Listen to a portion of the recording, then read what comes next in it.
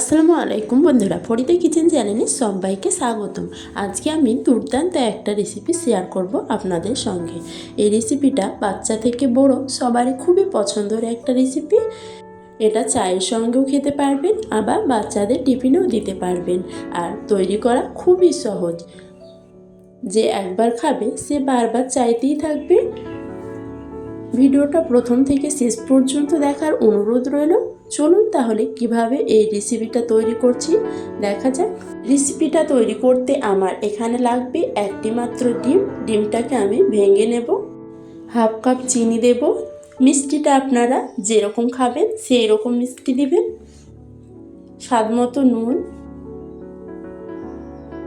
1 spoon baking powder দিয়ে ভালো করে ডিমের সঙ্গে চিনিটাকে ফেটিয়ে নেব। যতক্ষণ না চিনিটা গলে ততক্ষণ আমি এইভাবে ডিমের সঙ্গে ফেটাতে থাকবো। এই দেখুন বন্ধুরা, এইরকমভাবে চিনিটাকে আমি ভালো করে ফেটিয়ে নিয়েছি। আর চিনিটা পুরোপুরি গলিয়ে নেব।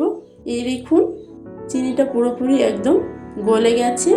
এখানে আমি 1 কাপ পরিমাণ ময়দা নিয়েছি। ময়দাটা দেব। চিনিটাকে আপনারা গুঁড়ো করেও দিতে পারেন। 1 কাপ পরিমাণ ময়দাটা দিয়ে ভালো করে মিক্স করে নেব। মনে হচ্ছে শক্ত হবে, কিন্তু এটা মাখানোর পরে এটা নরম হয়ে যাবে। এই দেখুন আমি হাত দিয়ে ভালোভাবে মাখিয়ে নেব। একটা ডো তৈরি করে নিতে হবে। এই দেখুন বন্ধুরা, আমার চ্যানেলে যদি নতুন বন্ধু হয়ে থাকেন তাহলে প্লিজ আমার চ্যানেলটিকে সাবস্ক্রাইব করে আমার পাশে থাকবেন। আর পাশের বেল আইকনটি ক্লিক করে রাখবেন, যাতে পরবর্তী ভিডিওর নোটিফিকেশান আপনার কাছে পৌঁছায়। এই দেখুন একটা ডো তৈরি করে নিয়েছি। ডোটা এইরকমভাবে তৈরি করে নিতে হবে। এই দেখুন, এবার ডোটা থেকে আমি এতটা পরিমাণ নিয়ে গোল করে নেব।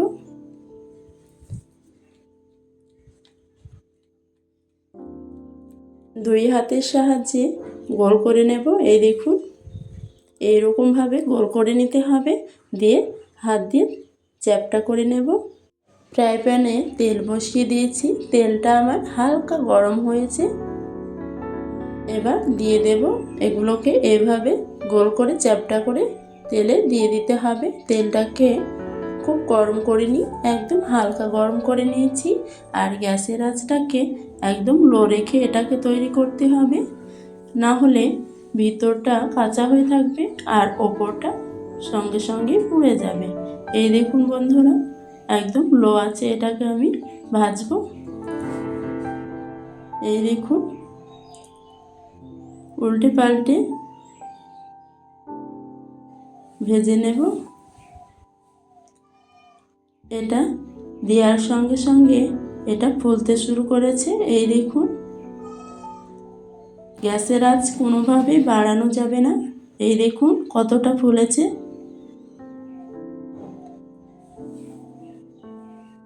এই দেখুন বন্ধুরা,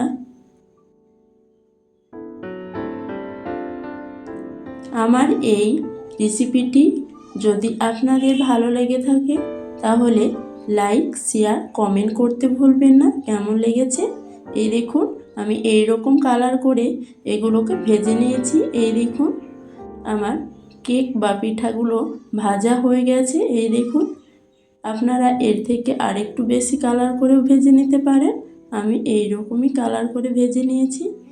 আমার সবগুলো কেক তোলা হয়ে গেছে। এই দেখুন বাকিগুলো একইভাবে আমি ভেজে নেব। এই দেখুন এগুলো আমার ভাজা হয়ে গেছে। আমার সব পিঠা বা কেকগুলো ভাজা হয়ে গেছে। এই দেখুন আমি একটা দেখাচ্ছি কীরকম হয়েছে এই কেকটা। এই কেক বা পিঠাটা আপনারা চায়ের সঙ্গেও খেতে পারবেন, আবার বাচ্চাদের টিফিনেও দিতে পারবেন। এই দেখুন ভিতরটা কতটা সুন্দর হয়েছে। এই দেখুন একটু কাঁচা নেই, খুব ভালোভাবে হয়ে গেছে। এই দেখুন, আর তৈরি করা তো খুবই সহজ। এভাবে আপনারা খুব সহজে এটাকে তৈরি করে নিতে পারবেন। ভালো থাকবেন, সুস্থ থাকবেন। আল্লাহ হাফেজ।